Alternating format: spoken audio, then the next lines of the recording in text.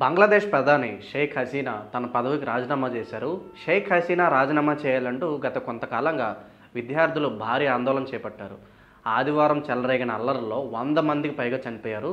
హింసలో ఇప్పటి వరకు 300 మంది పైగా ప్రాణాలు కోల్పోయారు.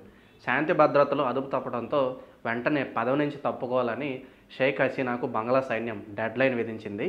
సైన్యం ఇచ్చిన 45 నిమిషాల డెడ్లైన్ లోపే ఆమె తన పదవికి రాజీనామా చేశారు.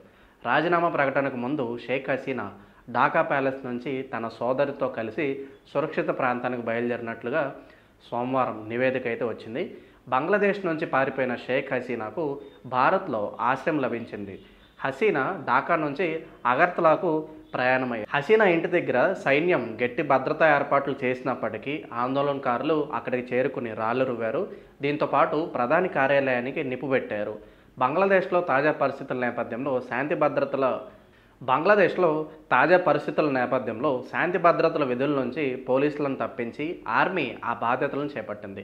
దేశమంతా కర్ఫ్యూ విధించారు. కాగా ఆదివారం చెలరేగిన అల్లర్లలో ఆందోళనకారులు మంత్రుల ఇళ్లకు అలాగే ప్రభుత్వ కార్యాలయాలకు నిప్పుపెట్టారు.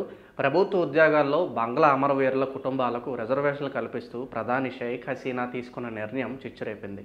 ఈ నిర్ణయానికి వ్యతిరేకంగా దేశమంతటా ఆందోళనలు చెలరేగాయి.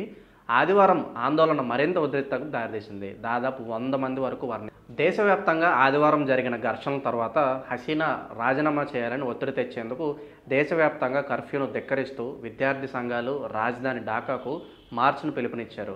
అంతేకాకుండా ఢాకాకు చేరుకుని ప్రధాని నివాసం చుట్టుముట్టి రాళ్లు రువ్వారు.